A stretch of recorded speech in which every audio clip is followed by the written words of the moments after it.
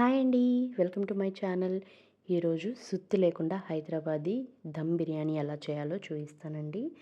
ముందుగా దానికోసం ఇలా ఫ్రైడ్ ఆనియన్స్ని అయితే ఫ్రై చేసుకుంటున్నాను. మంచిగా ఒక 3 ఆనియన్స్ని కట్ చేసుకొని ఇలా అయితే ఫ్రై చేసుకోవాలి. ఇప్పుడు ఒక గిన్నె తీసుకొని అందులో 3 లీటర్స్ ఆఫ్ వాటర్ వేసుకొని సాల్ట్ వేసుకోవాలండి. కల్లుప్పు వేసుకుంటే ఇంకా మంచిది. 3 లీటర్స్ అంటే కేజీ రైస్కి 3 లీటర్స్ వాటర్ అయితే పడుతుంది. అలాగే ఇప్పుడు దీనిలోకి బిర్యానీ దినుసులు ఏవైతే ఉంటాయో అవన్నీ వేసుకొని పుదీనా, పచ్చిమిర్చి అలాగే కొద్దిగా అల్లం వెల్లుల్లి పేస్ట్ వేసుకోవాలండి. దీన్ని బాగా మరిగించుకోవాలి. ఈలోపు ఒక కేజీ బాస్మతి రైస్ని అయితే కడిగి వాష్ చేసుకొని పక్కన పెట్టేసుకోండి. ఇప్పుడు ఒక కేజీ చికెన్ని తీసుకొని దానిలోకి అల్లం వెల్లుల్లి పేస్ట్ ఒక పెద్ద టేబుల్ స్పూన్, అలాగే 2-3 పచ్చిమిర్చిని చీలికలుగా వేసుకోవాలి. అలాగే పుదీనా కొంచెం వేసుకోవాలండి. వీటన్నిటిని కూడా మంచిగా ముక్కకి పట్టేలాగా కలుపుకోవాలి. తర్వాత దీనిలోకి ఒక పెద్ద టేబుల్ స్పూన్ కారం అయితే వేసుకోవాలి. కారం ఎక్కువ తింటే ఇంకొక హాఫ్ టేబుల్ స్పూన్ వరకు కూడా వేసుకోవాలండి. ఇప్పుడు అన్ని బిర్యానీ మసాలాలు ఇలాగా దంచుకోవాలి. కచ్చాబిచ్చా దంచుకోవాలండి. పౌడర్ చేసుకోని అవసరం లేదు. ఇలా మధ్యలో మీకు తగులుతాం ఇష్టం లేకపోతే దీన్ని ఫైన్ పౌడర్గా చేసుకొని చికెన్లోకి అయితే వేసేసుకోవచ్చండి. చూడండి, ఈ విధంగా పలుకులు పలుకులుగా దంచుకోవాలి. ఇలా మంచిగా వేసుకొని ముక్కకంతా పట్టేలాగా కలుపుకోవాలండి. తర్వాత మనం ముందుగా ఫ్రై చేసి పెట్టుకున్న ఫ్రైడ్ ఆనియన్స్ని కూడా వేసుకొని మిక్స్ చేసేసుకోండి బాగా. పెరుగు లాస్ట్లోనే వేసుకోవాలండి. ఇప్పుడు ఒక టేబుల్ స్పూన్ దాకా ధనియాల పొడి, అలాగే హాఫ్ టేబుల్ స్పూన్ జీలకర్ర పొడి కూడా వేసుకొని బాగా కలుపుకోండి. ఇప్పుడు దీనిలోకి 250 గ్రామ్స్ వరకు పెరుగు అయితే యాడ్ చేసుకోండి. కేజీ చికెన్కి 250 గ్రామ్స్ వరకు పెరుగు అయితే పడుతుందండి. ఈ పెరుగు చివరిలో వేస్తేనే మనకి మసాలా ముద్ద అంతా కూడా చికెన్కి పడుతుంది. ముందే వేసేస్తే పెరుగు అంతా కూడా మసాలాను తీసేసుకుంటుంది. ముక్కకి మసాలా అనేది పట్టదు. ఇవన్నీ కలిపేసుకున్న తర్వాత మనం ఫ్రైడ్ ఆనియన్స్ చేసుకున్న ఆయిల్ ఒక 2-3 టేబుల్ స్పూన్స్ అయితే వేసుకోవాలండి.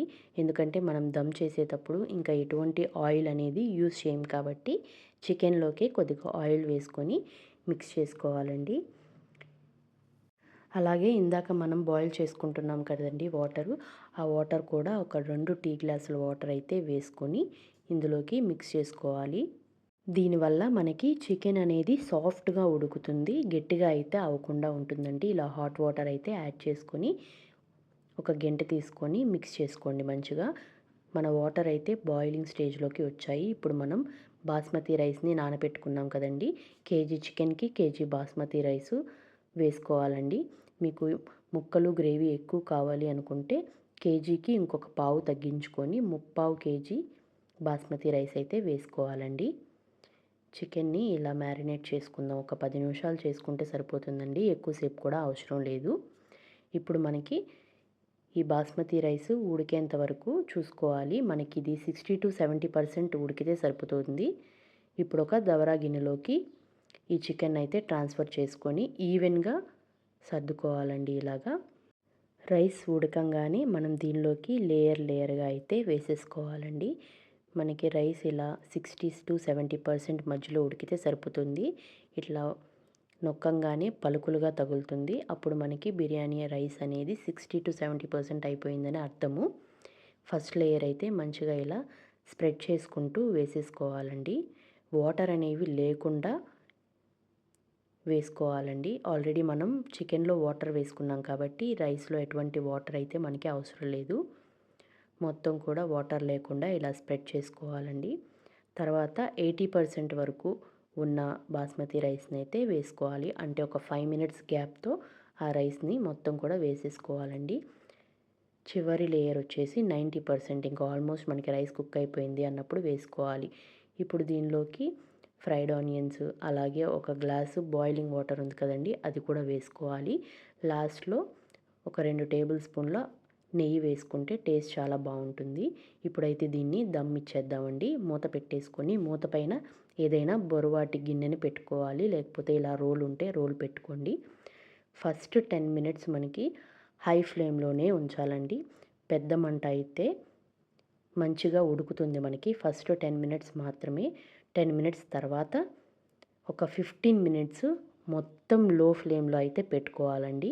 జస్ట్ 15 మినిట్స్ అయితే సరిపోతుంది. అడుగంటిపోతుందనే భయం కూడా అవసరం లేదు. గిన్నె తీసుకునేటప్పుడు కొంచెం మందపాటి గిన్నె తీసుకోండి, సరిపోతుంది.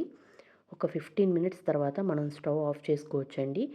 అయిందా లేదా అనే డౌట్ కూడా అవసరం లేదు మనకి. దానిలో ఉన్న ఆవిరంతా పోయిన తర్వాతే మీరు ఓపెన్ చేసుకొని చూసుకోండి. పర్ఫెక్ట్గా మనకి దమ్ బిర్యానీ అయితే అయిపోతుంది. చూడండి 15 మినిట్స్ తర్వాత ఓపెన్ చేసామండి మేము. ఎక్కడా కూడా మధ్యలో ఓపెన్ చేసుకోలేదు. మీరు పర్ఫెక్ట్గా నేను చెప్పిన కొలతలతో వేసుకుంటే దమ్ బిర్యానీ మీకు పర్ఫెక్ట్గా వచ్చేస్తుంది. చూడండి ముక్క కూడా సాఫ్ట్గా ఉంటుంది. ఎక్కడ కూడా మీకు అడుగు అనేది అంటదండి. మసాలా అంతా కూడా మనకి ముక్కకి బాగా పడుతుంది. రైస్ కూడా చూసారా ఎంత పలుకులుగా వచ్చిందో. అందుకని ఖచ్చితంగా 70% వరకు బాయిల్ చేసుకుంటే రైస్ని ఇలా పొడి పొడిలాడుతూ అయితే వస్తుందండి. ఇంకెందుకు లేట్, ప్లేట్లో పెట్టేసుకుందాం రండి. యమ్మీ యమ్మీగా హైదరాబాదీ స్టైల్ చికెన్ దమ్ బిర్యానీ సుత్తి లేకుండా చెప్పేశాను. వీడియో నచ్చితే కనుక do like, share and subscribe our channel.